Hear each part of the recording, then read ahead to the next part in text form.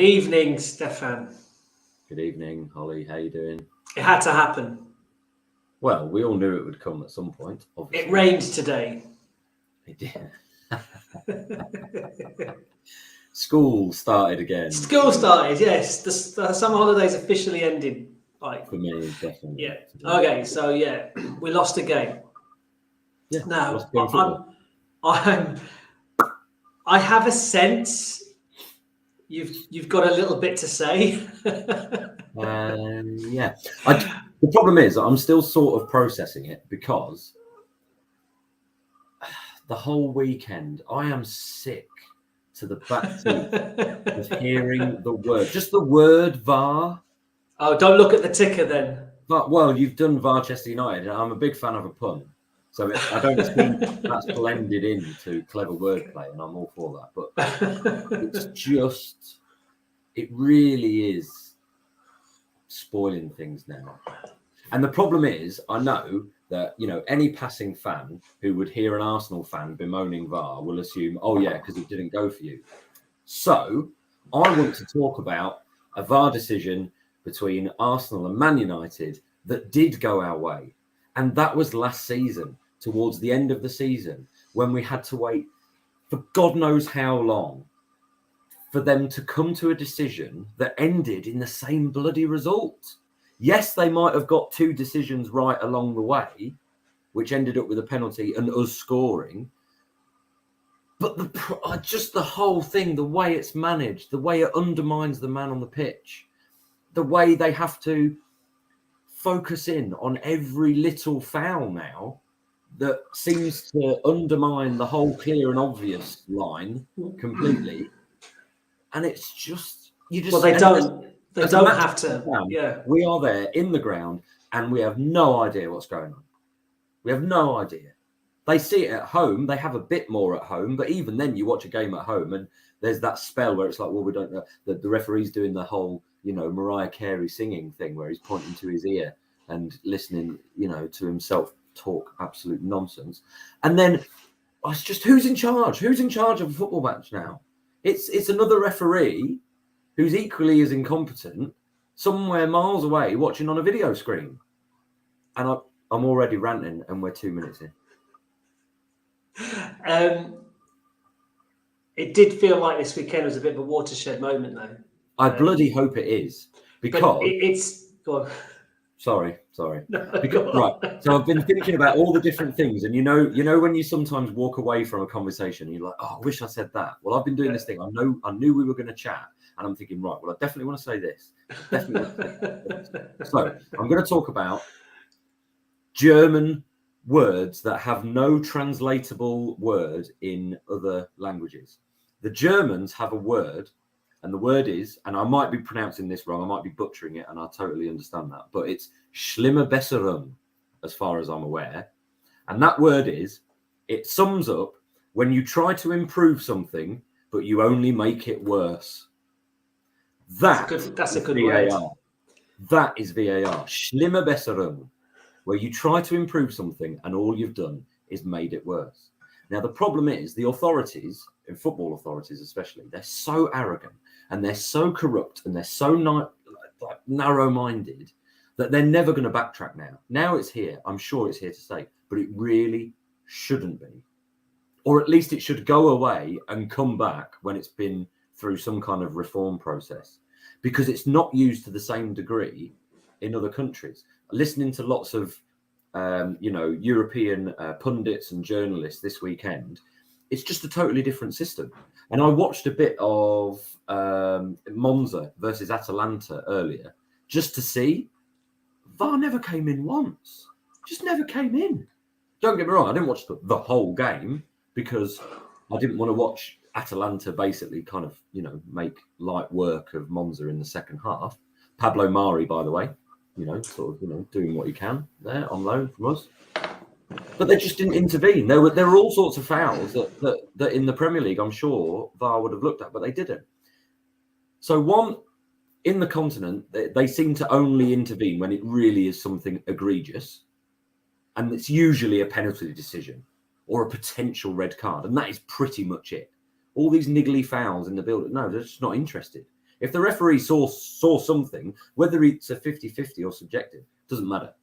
They just don't get involved. They just leave it to the ref who's in charge on the pitch, so that the ref has some kind of authority. Second of all, the people who are on the video screens, they're not referees. They are specifically trained video assistant referees, because it's a different skill. The same way a linesman, whatever you want to call them, is a linesperson. They are trained to do that particular skill. And whereas here, it's like, I'll just get one of the other referees who's getting loads of crap. And this was brought in to make results fairer, which I'm pretty sure most people would argue is not the case, to take the onus, or at least the scrutiny, off referees, which is absolutely not happening. If anything, it's worse.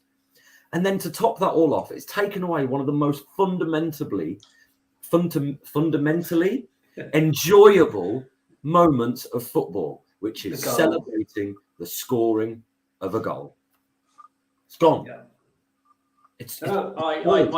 My first response when we score a goal is, what was wrong with it? Really sad. It's really sad. No, absolutely. So it's not the technology; it's the implementation of it. It's the fact that because I noticed that when we in a position where Odegaard probably has fouled Eriksen. You know, Ian Wright on Match of the Day too. I watched the highlights earlier for some reason. He sort of said, a lot of people are saying, oh, you know, it shouldn't really be a foul. Modern days, it's a foul. You know, Odegaard's trying to press him from behind. He's not really making an attempt to win the ball. All right, it's minimal contact, but that sadly, that's been like that for years. It's the consistency within the game. It's like, the consistency. The Maguire challenge on Nketiah in the box was a penalty. If that was a free kick, that was a penalty. So give one. Look at the game against Villa. I know that. Yeah, well, or the goal on the same day that Tielemans barged over the Brighton player, and it's like, it's look. VAR is not the reason we lost that game. No. Yesterday. So this actually isn't an axe to grind because we were hard done by VAR. It wasn't the case at all. And actually, all the pre-match, I don't know, concern about Paul Tierney, Salford-born Paul Tierney, he let a lot of United players go with these, and Arteta flagged it up at his post-match interview. Martinez and McTominay should have received yellow cards in the first half. But he does it every game, not just against Arsenal. He does it every single game. He absolutely does it every game. He condenses one yellow card into 3 fouls. Yeah, I don't know how he gets. I don't know how referees aren't like, they must talk about it. You know, certain players you need to be mindful of. It's like, certainly they had the conflab over Xhaka, but the VAR thing. I mean, there was some. The West Ham goal was a joke. Newcastle goal was a joke, or non-goal. In both cases. Well, even if they're ruling it out, Mitchell has pushed Willock. Yes, it's a penalty, endangering both Willock and the goalkeeper, his own goalkeeper. Which it's a penalty. I mean, that's just that I think that incident, more than any of them, highlights the incompetence. Yes. In the referee itself, because how do you look at that and not see it? I don't know. You know, it's nobody looking at that. You know, so it's. But I do think what was interesting this weekend, it's been late in coming, but pretty unanimous. Club to club to club, everybody is anti-VAR. Every journalist, every pundit, every presenter, every fan, players, managers. I don't hear any voices. No, but you did make the comparison with how it's operated on the continent, and we've commented privately many a time watching the Euros or the World Cup. We don't notice VAR, actually, when it is implemented, it's smoothly. It fits. Yes, it fits in with the narrative of the game and what's happening. But it isn't happening in the Premier League, and that's Mike Riley. That's down to his. It's British refereeing. It's this little closed shop of people who, and the problem is, someone made a good point as well. Now that we need more officials, we're promoting officials because it takes a long time to work your way through and get up to Premier League standard. I'm going to put in inverted commas. And so now we need more of them because you also need a bloke in Stockley Park watching on a screen, as well as the people on the field, and a fourth official by the touchline. Actually, that's brought up people that previously wouldn't have qualified. Over promoted. To work at that level. Well, that's the Peter principle, which is something that in a German business they try and go against. You know, promoting someone to a position where they can't fulfill their role properly is called the Peter principle. And I think it's quite ironic that we talk about that on today of all days.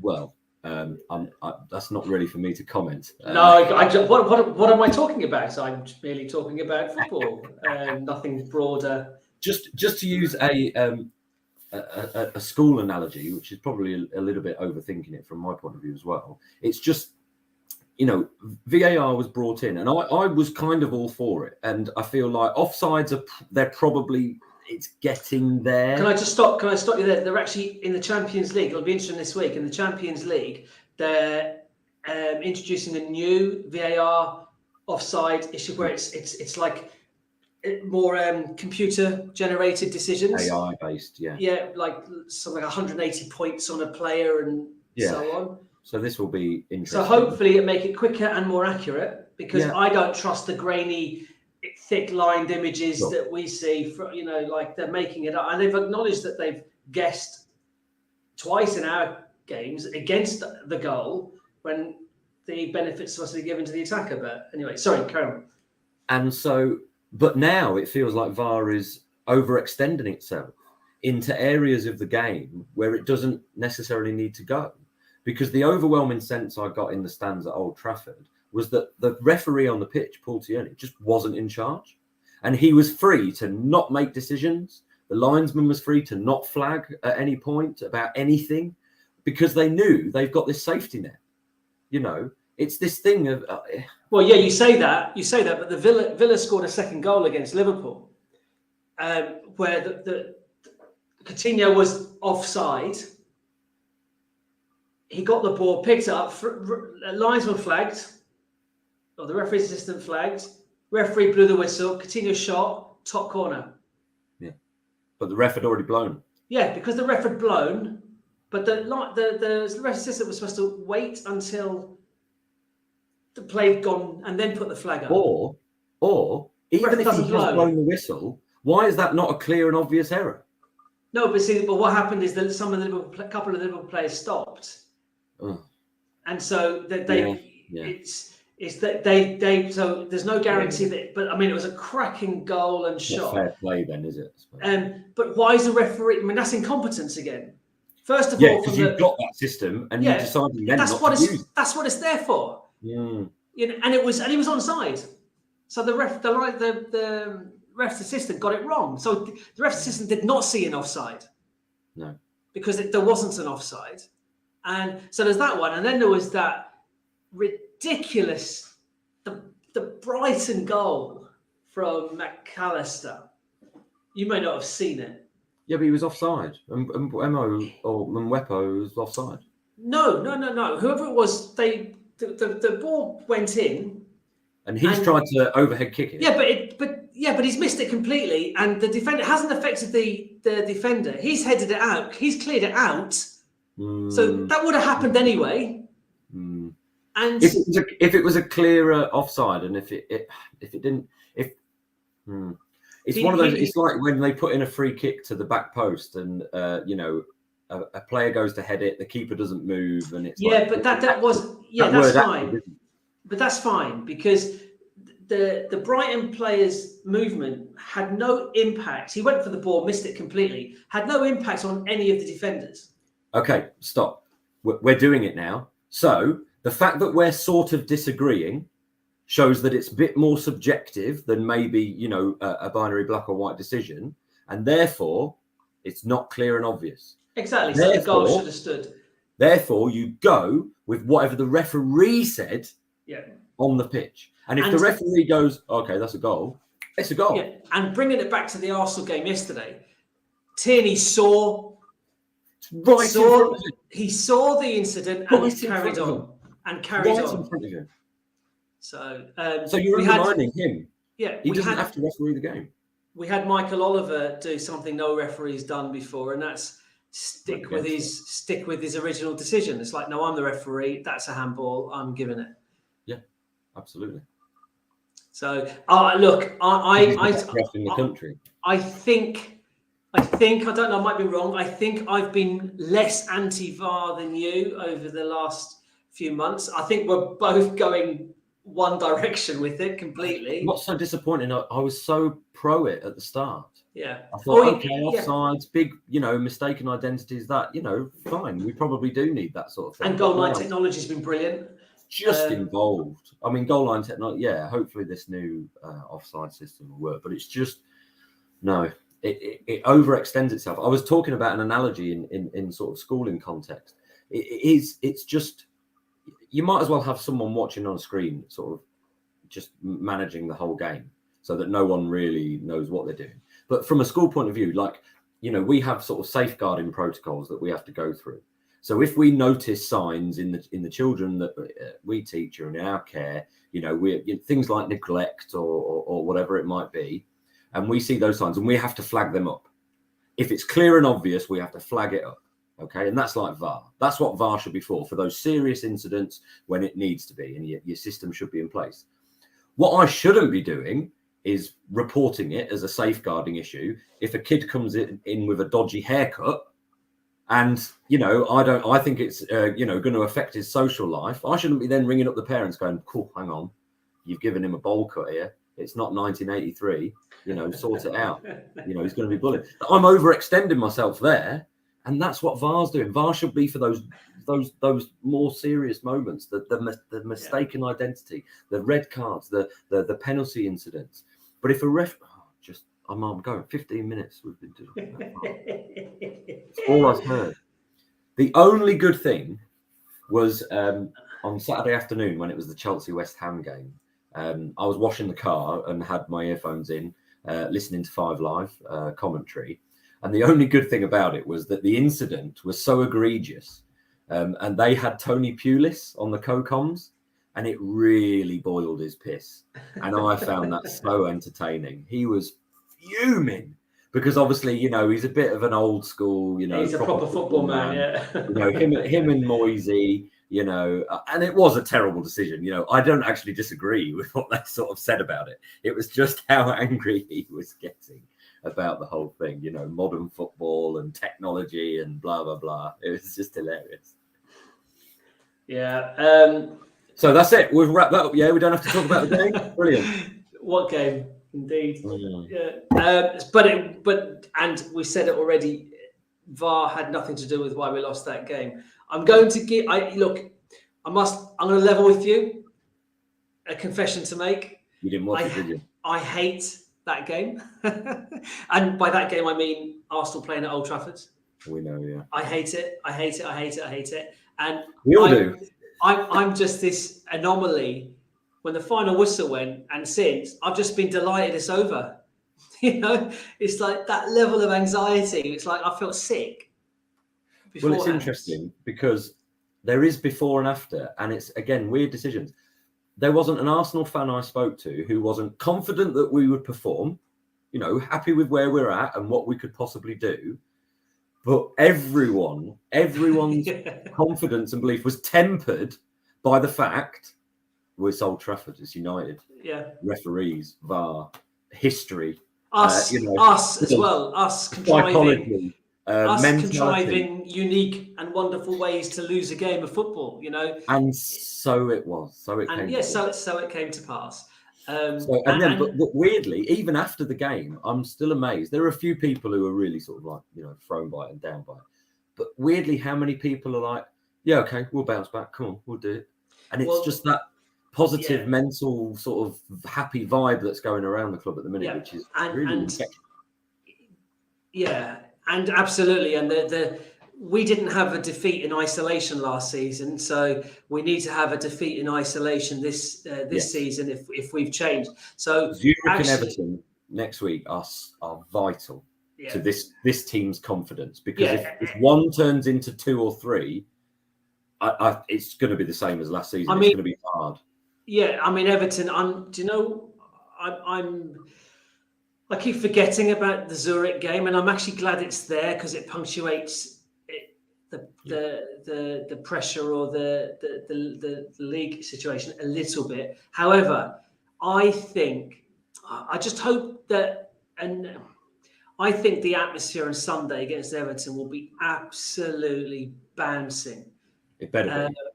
And it should be, because we win, we're top. Do you know what I mean? It's like until we don't win a game, that statement is true. Do you know what I mean? We win, we're top. That's and it's the bounce back ability or not of this team that will determine what kind of season we have. And I hope the Zurich game doesn't puncture that a little bit, because I want the team and the fans remembering. And I've heard stories, snippets today of what the dressing room was like after the game yesterday. I haven't heard anything. What's the rumours? Well, no, that it was angry. Yeah. And that's good. There was no deflation. There was no, I don't know, what's that word? Not like kind of reflection. It was anger. Harness that. That's what you want. I mean, I'd want to know what it was anger at. It was anger at losing. No, it was anger at losing the game. So it was a whole combination of things. I'll give you a statistic which I'm sure you're aware of, and this I've seen people say. Arteta said it himself. Manchester United had 10 attempts on goal, 6 on target. We had 16 attempts on goal, 3 on target, and that's why we lost the game. Manchester United deserved to win the game on the basis that goals win games, and they were far more clinical. Yeah, we had 16 attempts. Now, come on. First of all, that's fantastic. 16 attempts on goal, and a few of them were gilt-edged chances. But to only hit the target with less than 20% of your attempts on goal, whereas United hit the target with 60% of theirs. Well, you don't need as many chances to get the goals. So, yes, apart from the first 15 minutes and a little bit after the 2-1, we dominated the game. We controlled it. A very good friend of mine, a Manchester United fan, was at the game, and he messaged me from the Stretford end on about 31 minutes, or 32 minutes, about a minute before they scored. He said, and he doesn't do this, he said, you guys are really good. I'm not, we can't get near you. Jesus is a nightmare. This is what was happening on the terraces at the game, which at the home terraces. So that's why the disallowed goal for Martinelli was so significant, because the first goal in that game, the fans were nervous.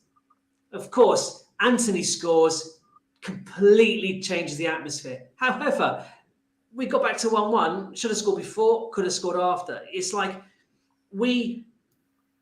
so you've got an opposition fan, not a kind of red-blooded bias, someone who is absolutely 100% behind their own team, but actually can take a step back and acknowledge when they've not played well or they've got lucky, but can also acknowledge that they're playing a really good team. He was surprised.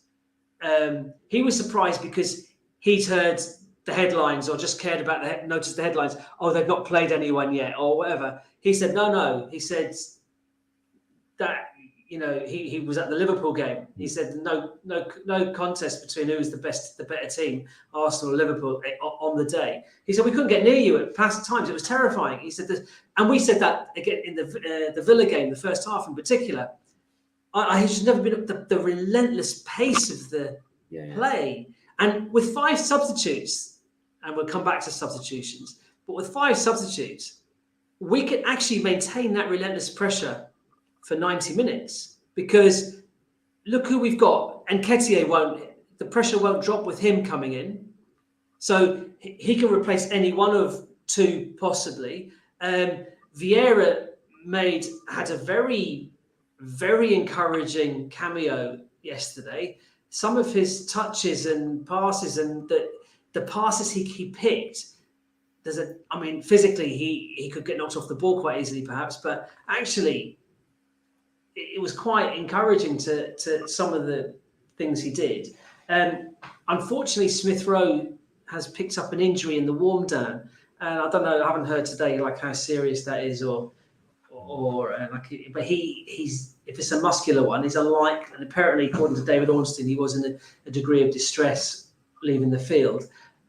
So presumably he won't play on Thursday. Well, he would have been nailed on to play on Thursday. But actually, Vieira will probably just come in and play Ødegaard's role and give Ødegaard a break. But anyway, 16 shots on goal, 3 on target. That's where we lost the game. You seem so positive. I'm just relieved it's over. Well, yeah. Listen. I know. Look, it's that kind of 6 games in, we're top of the league. Nobody thought that would happen, and we've got our 3rd most difficult fixture out of the way. Now, I put City and Liverpool away, but actually, honestly, with a full complement of players, I'd fancy our chances more so against maybe even City than Liverpool because of the way they play than I would against Manchester United away. Just away. Home against United, different. I'd be much more confident. I won't enjoy it, but I'd be much more confident for that game. But City, so I think the 3rd most difficult game's out of the way now. Well, I think Spurs away, because what we tend to do with Spurs is if we win at home, they win at home, or we draw both. Well, this is interesting because Spurs are coming up in a few weeks' time, and if United picked us off on the break, that's exactly what Spurs will do. Absolutely. So, have we learned? So, here's the thing. This is why I'm in between at the moment. And to be honest, I won't know how I feel about this game until Everton is done. Yeah. Because that's what matters. We're going to lose games. Teams lose games and drop points. It's your response to that, yeah. It's your response to that, isn't it? And particularly with this one, because they really were errors of our own downfall. It was not switching on defensively. It was probably pushing more than we needed to, hence the substitutions. And we did that. That changed the momentum. Like in an instant. It was just a bit of naivety, and like you say, just I don't know, kind of. Well, 3 changes. 3 was one too many, at least. A fever that sort of took over when you're caught up in the moment. Both Arteta and the players, and even the fans to some extent as well. We have to learn from that because, like you say, other teams are going to see that and go, okay, well, you invite Arsenal on, they will play a high line, and then straight through the middle. So taking it through, starting lineup, everyone just went, yeah, okay, brilliant. Zinchenko back in. He's dogged and he's determined, and he'll, step into midfield when we need to, and hopefully that'll get us forward where we can, and that's all good. And generally, that was okay. Surprisingly, you said about this, it was a weird start. The opening sort of part of the game, everyone around us was going, well, we're standing off here. What's going on? That intensity and that pressing just wasn't there. And that slowly built. And like you say, and then we kind of established ourselves on top. Maybe that was a lesson learned from the Spurs game, because I thought exactly the same, and was saying, and then was worried we were being too passive. Literally said it, and then we go and score Martinelli, but it's ruled out. And again at the time, everyone around us was going, well, it's got to be for that Ødegaard, challenge in the middle. So none of us were deluded into thinking that it was going to be some egregious decision. But it just spoils the moment. We were more annoyed because just no one wins in this. Football is the loser, in these VAR situations. Anyway, let's not get back onto that. And we had established that, like you say, maybe that was a lesson learned from the Spurs game. Not to go too gung ho. Yes, straight away. Yeah, straight away, because then you really are fighting a lost cause. And then it was that just the first goal we concede. Gabriel goes rushing in. If he's going to foul someone, he's got to get the ball as well. Yeah, that's because then Zinchenko's in two minds, leaves Anthony free, and that leads me to talk about the most embarrassing thing of the day, which is not VAR. It was Anthony's celebration. Yes. I have never seen anything so embarrassing from a footballer. And I'm starting probably going to sound like Tony Pulis and everything like that. But in terms of time waste, he got away with 3 celebrations for 1 goal. So he does the whole kissing the badge thing, all excited and whatever. Okay, new club, knock yourself out. You've scored a good goal. You've taken it well. Fine. Then he does the most embarrassing part, which was that kind of cat bloody thing to the camera. I mean, oh my God. There was that 100-meter sprinter, Blake, who basically was one of the world's best 100-meter sprinters ever, but he just happened to be the 100-meter sprinter at the time. Usain Bolt was the 100-meter sprinter. Yeah, I can't remember his name. I'm sure it was something Blake. And he used to do that because Usain Bolt used to do his Thunderbolt, and he used to do this cat thing. And after Usain Bolt does the bolt and breaks the world record, it just looks a bit lame and a bit like you're doing a cat. Meow. It's just a bit. But even after he's done the cat thing, so he then asks a ball boy for a ball and does the whole, newborn baby sucking the thumb thing. That's 3 celebrations. His whole team and us are ready to go. He's the only one in front of the away fans doing these stupid celebrations.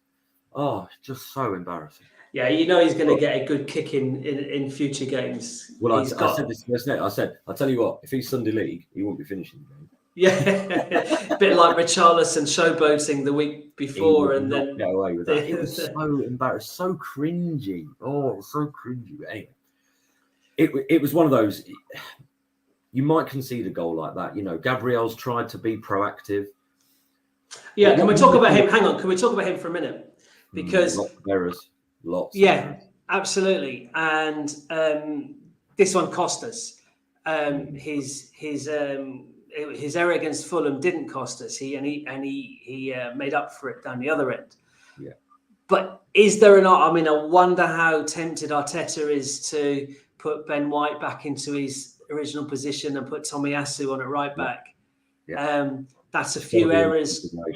Yeah, that's a few errors creeping into Gabriel's game. Especially with, and to me, I didn't notice it at the time because, when you're there in the crowd, you're not picking out those tactical details. And although I thought he played okay, actually there was an intensity and a lack of positional discipline to Lokonga that, especially away from home, against a good side, will be a worry. Now, there's 2 things because they analysed it on Match of the Day 2 when I watched it earlier, and again I didn't see it at the time. But Eriksen's tracking Odegaard when Arsenal are in possession, so he's basically trying to man mark him so Odegaard isn't given the ball because they know he's the danger man. Then Lokonga gets it and goes the other direction. Now, Odegaard stays where he is in a kind of no man's land, maybe hoping for a switch ball or something like that. But Eriksen tracks the ball and goes to the other side so that when Lokonga passes it forward and the ball is intercepted, he gives it away because he's under a bit of pressure. The ball is fed quickly to Eriksen, who's totally free. So Lokonga's maybe tried to overplay instead of maybe taking the safe option of knocking it back or just booting it out forward. But also Odegaard switched off, not following Eriksen, and he's not close to him, and able to pass right through the middle. Centre-backs, probably too high away from home because we're pushing. We had that rush of blood to the head. We got the equaliser. We were going to make these 3 changes. Arteta didn't decide to shift it. And it all just got very loose and ill-disciplined and a bit naive. And we have to learn from that. We have to. Yes, and I think that's inexperience. We knew we were the most likely team to win from that point. we were on top, and I think it's admirable that we went for it. Yeah. That we had the gumption to think, okay, we're on top, let's go. We can there win needs this. to be more control, though. But there's ways of doing that, I think. And it was just the back line being so high. Lokonga needed to stick within the kind of the width of the centre circle and not drift beyond that. He had to be that screen. And I just think, like you say, it's experience. It's his second start, in how long? I get that, but it having said that, amplifies the step down when Partey's not there. He is 23. He's not a kid. No, he's not a kid. No, but he plays like a kid. He plays. Apparently, Partey is in line for Everton. Okay. So that would be good, but he has to. We know we've got 10 more. Is it 10? I think it was 11 at the end of close of the transfer window. We've got 10 league games before the next transfer window opens, and I think both Tielemans and Douglas Luiz are. If they're the ones we're really interested in for that midfield role, they'll be a lot cheaper in January. The only thing that worries me, especially seeing Leicester, Tielemans, I mean, they're all out of form. Leicester are absolute shambles. And to be honest, against Brighton, it looked like they weren't really asked. No, I think, to lift yourself up from that. I mean, maybe the move would reignite him, but I'm not sure. But also, I don't think he fits the role that we need cover for. I think he's a bit more aggressive than that. Yeah, I think Douglas Luiz might be more of that player. Which is probably why we didn't go for Tielemans at all, and we did go for Douglas Luiz. I think that's probably But then Villa are very staunch, I think, in the fact that they're probably not going to sell it. Well, they wanted 40 million by all accounts, and we didn't go above 25. And I don't have an issue with that. I think that's... Okay, then. Well, how about this? We rush Partey back, and it works for a couple of games, but then he does go out injured and basically isn't available, and the January transfer window comes around. Do you just pay the money for Luiz? Yeah, but with 6 months to go on his contract, it's not.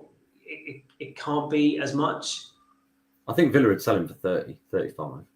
But even that, with someone you can get for free in 5 months' time, and we just haven't got the money. I mean, if that takes away from getting another, I get that we need him now. Yeah, but by then El Neni could be back. Yeah. Isn't El Neni a bit more longer term? Oh, you're there. Sorry, you froze. You froze. So did you? Yeah, is El Neni a bit more long term? No, yeah, 2 or 3 months, yeah. But I haven't heard a specific time frame on it. That's it. Let me. It was a difficult game to process afterwards, a difficult performance to process. But I just thought this statistic I saw someone tweet was quite interesting. This is touches in the box. Okay, Martinelli 9. This is the whole 2 teams. Martinelli 9. Saka 8, Manchester United 8, Xhaka 7, Jesus 7, Ødegaard 6. Yeah, but this goes back to the whole thing about. I feel like I can't read it whether it is people being positive or people being a bit patronising. It's like, oh, you played well. You played well though, didn't you? You didn't win, but you played well. Okay, but their statistics. That's not someone's opinion. That's Opta doing their data analysis on the game. What that tells me is that there's a lack that. Oh, and this is where his internet connection runs out. So then I have to keep talking about the fact that he was probably going to say that we were dominant, we had territory, but we were also totally open at the back. So it's just finding that balance. How does the players, or how do the players, and how does the manager sort of find that balance? Because Xhaka has been given this kind of much more forward-thinking role as a midfielder, as a high-pressing attacking midfielder, and I'm just not sure that we've got the cover to go away from home against someone like Man United and can take those risks when we're not ruthless enough, and we're not being ruthless enough. So yeah, then it comes to a decision about where we go with Zurich on Thursday.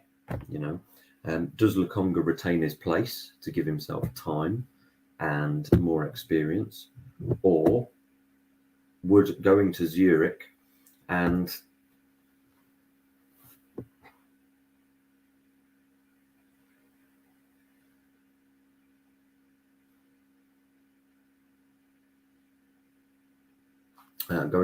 then risk coming back 2 days later to play against Everton? That's going to be intense. They've got Gordon, Iwobi on the counter attack. Not Iwobi, Damari Gray. I worry about that game. Mope's in there as now. He loves a. Hello, you're back. I am. Well, I carried on talking. I started at Old Trafford talking about territory and ended up via Zurich talking about Everton beating us on the counter. And Mope, who does like a game against us to score the goal. Doesn't he just? Well, we'll see when I rewatch it whether I need to cut that last bit out or not, as in, did it record? I have no idea. Everton are not in such a bad run of form. Before we get to Everton, what are you doing against Zurich, team-wise?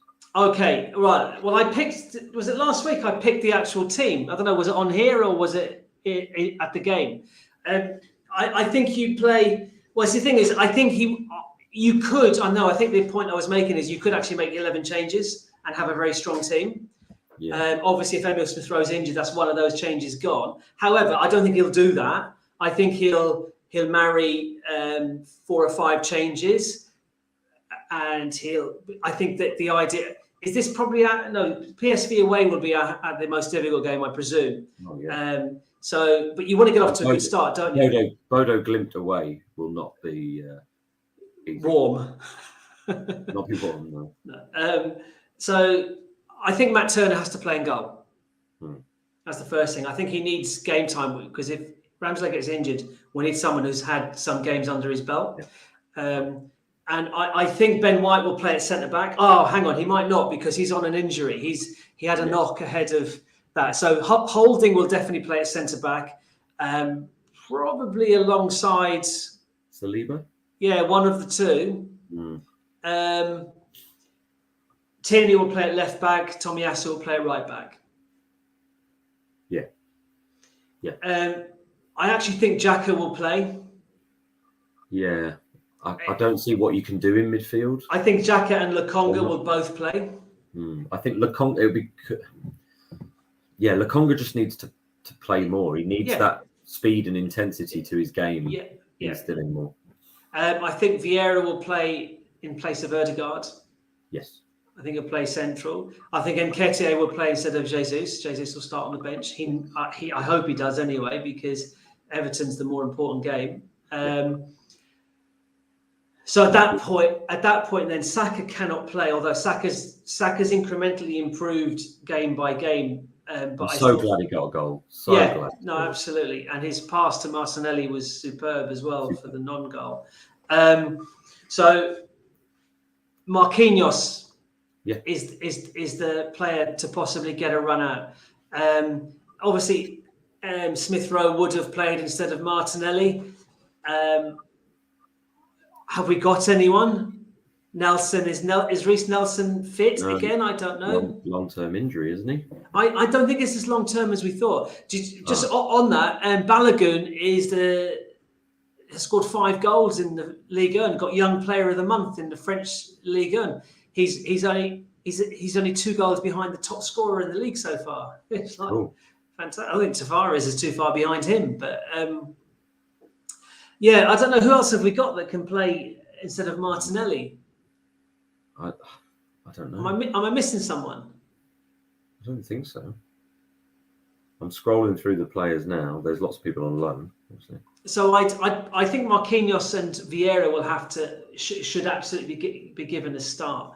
And Nketiah up front. Obviously, all the the first teamers will be on the bench, but I think Nketiah. I mean, you could play Jesus through the middle and Nketiah wide left if you wanted to. But Yeah, we I think don't really know, and I suppose he didn't even do it for Man City. We don't know what or where Jesus's limits are. Do you know what I mean? You know, is he the sort of player that literally can play every game, or is he the sort of player that he's needs? never said, like I said last week, he's never played every game, so I think he Mm. has to be given a rest. It's you know, that was high intensity, and his game is high intensity. He has been subbed off a few times in like the last 2 or 3 minutes, 4 or 5 minutes in games. Well, then the alternative then is bringing in someone like Cedric and just letting him play in a kind of forward wide role. I don't really know. Yeah, if you're not, yeah. If you really want to change it and rest that team, because like you say, Martinelli expels a lot of energy, and Saka definitely, I think, should be saved for Everton. Yeah. So, I mean, I would change the front three. Yeah. I mean, if we go to Zurich and draw the game, is that a disaster? Well, I think it would be, because I think we have to we have to be top of the group, because if you're top of the group, you get a bye in the round of 32. Oh. And so the fewer games we have, the better. Yeah, this is Yes. something they brought in either last season or the season before, I think. And so Right. you get a bye in the round of 32 if you top the group, but only if you top the group. And two, if by topping the group, we will be able to essentially guarantee that rotating those latter one or two fixtures, I think we have to try and win 3 or 4 in a row straight away. So secure top spot. I wouldn't be adverse to having 1 or 2 first teamers in there, like Xhaka, and maybe one of the front line, even if with a view to sub them. You know, you're getting half an hour, you're getting 60 minutes. I think Nketiah has to start the game instead of Jesus. I think. Well, Nketiah, yes, but I'm saying, you know, across that whole front three, you know, even if you start Martinelli to keep him ticking over, but say whatever happens, you're coming off at 50 minutes or something like that. Yeah, it's a shame, because if I, you know, I wouldn't be at all worried about Smith Rowe coming in to replace Martinelli. It is a shame. But if he's injured, then that is a problem. But again, I think, unless he changes the system and goes 3 at the back and does play Cedric and Tomiyasu, and then you take one out of the midfield or front line anyway. Yeah. But why would you go 3 at the back against Zurich? You'd want to be on the front foot and get those strikers on. Yeah, game's early, isn't it? 5:45 kickoff or something like that on Thursday. I'm not back in the house till about 6:15, so I shall. I'll miss the opening parts of it. 5:45. Yeah. You haven't got a parents' evening already, have you? Well, not on a Thursday. Who would have a parents' evening on a Thursday? No, let's not. We're not talking shop.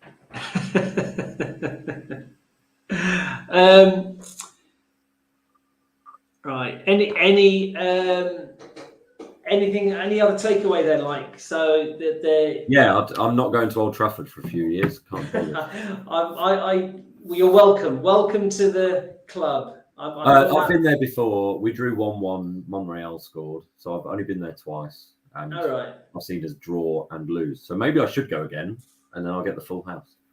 But yeah, there's just something there. There's just this weird hoodoo, isn't there? It's bloody curse.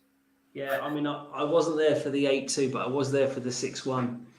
Yeah. And I haven't.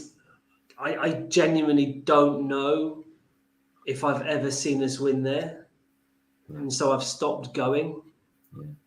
It's like. But, you know, the Arsenal fans are in good voice. You know, we weren't too cowed by what we saw. Even at the end of the game, people were still cheering and positive and reminding the United fans that we're still top and all that kind of stuff. So we're still in a good place. You know, we're going to lose games. But it's just how we bounce back. really hoping that that's Zurich doesn't pose too many hiccups. That's no, absolutely. It's like I think the momentum hasn't been. Arteta was asked this after the game, and he said it won't affect us at all. He said he was very, very definite about it. Yeah, but I can see, because it is different this year so far. It's different until it's not, until it's familiar, and then but I feel the same way. I'm like chomping at the bit for the next game, because I think the atmosphere is going to be buzzing. I think the team will be buzzing, out to prove, the doubters wrong, in essence. I think that I talked about the mood in the change rooms afterwards, about it was angry. I think it was angry. They knew they should have done better. They knew they should have taken those chances. It's hard, isn't it? And this is where the whole, we performed well. Because on the one hand, we did play well, but those individual errors, are they angry at themselves? Yes, they're not patting themselves on the back for playing well. They're angry at themselves for playing well but not winning the game. And I think that's the difference. And I think the likes of Zinchenko and Jesus, with that winner's mentality from City, are fundamental to that shift in kind of, I don't know, the psychology of the team. We know that from the United game was the first time we haven't come back from a setback, like a goal concession, and because we have done quite a few times this season already. I think, and yet we sort of did. We did it once. Yeah. Not quickly, but we did it, and even after the disappointment of having a goal ruled out as well. Yeah. So there's a lot still to be upbeat and positive about. Top of the league. I was back in school today, and the two of the caretakers are big Spurs fans. The third one, the new one, is actually an Arsenal fan, so that's good. But he has my sympathies, because he's got to work with them too. And so there's a nice one and a loud one, shall we say, being kind. And I didn't see the nice one today, but the loud one, our paths crossed, and he made some comment about Invincible August over or something like that, and I just said, top of the league, back in your box, and he just chunted away to himself. I'm like, and I thought, do you know what? I'm going to enjoy that. Because I don't know if we'll be saying it for too much longer. We've got some, fun games coming up in a few weeks. Well, speaking of fun games, I try and avoid Tottenham in the Champions League as much as possible. But I'm so interested to watch Tottenham-Marseille, because Tavares... the Arsenal boys, yeah. Tavares is there, Guendouzi's there. Yeah. Marseille are unbeaten. PSG are always going to romp to the league, of course they are. But they're Where's unbeaten. the game? Oh, it's at Spurs. I just think, I hope it's... I fully expect Tottenham to probably win that, of course. But, yeah, it'd be an interesting week for Spurs. And I mean... They did play a bit better against Fulham than they had done in previous games. Yeah. Still only, did they win 2? Was it 2-0 they won, or 3-1? 2-1? 2-1. 2-1. Yeah, so still a narrow victory, but and Son still can't get it in the back of the net. Who did Richarlison play for? Because he started the game.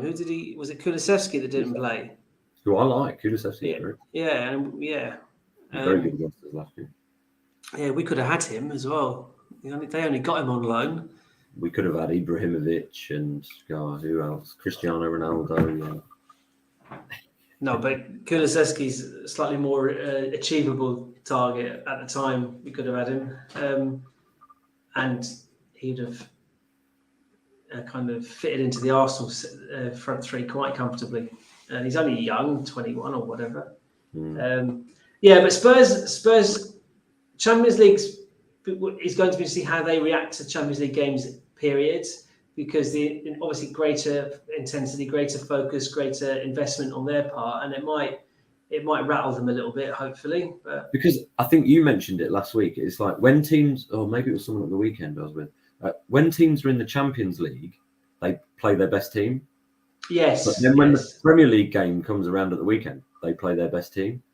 Whereas the Europa League, and especially maybe the Europa Conference, depending on which team you are, teams really do rotate, especially sort of early on in the group stage. So that, I mean, it can go either way, can't it? You know, we've seen lots of things where teams have completely rested their players and then they haven't got up to speed, and vice versa.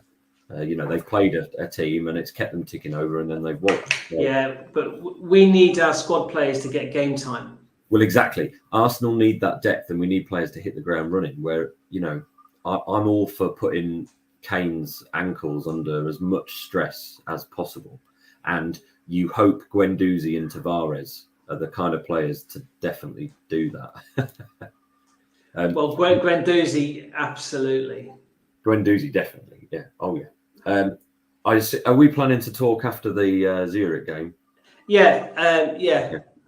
Well, we'll leave next weekend's Premier League fixtures alone then, I guess, for now. Yes, we can do that on Thursday. Spurs have got a very interesting one. I haven't even looked, so I don't know. It's Man City. Oh, where? At City. Yeah. No, I don't know. I forgot. I didn't really I pay attention to that. But that means someone drops points. Football. And then I go back and I think, God, if we'd beaten United, we'd be like 7 points clear then. Oh, behave. It's at Man City. Well, Spurs won those games home and away last season, so yeah.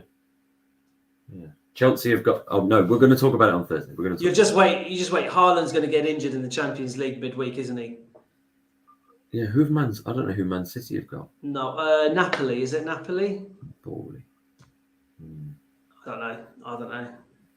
Champions League. I'm not interested in that. Just a Mickey Mouse competition. Mickey Mouse Cup in it. Yeah. Yeah, it's all about the Europa League. It's all about Zurich. Right. Okay. Budapest in May. Budapest. We're on away. At least it's not bloody Baku. That's all I have to say. Right. Okay. I'm going to. That's an hour. Yeah, that's an hour, and you got your rant. I hope you feel better. Cathartic rant. Not really. A cathartic rant. Cathartic rant. Okay. No, right. It's late. I'm knackered. When's half term? Is it soon? Oh, there's usually one around the corner. Yeah. Right. Okay. Lazy teachers alike. Yeah.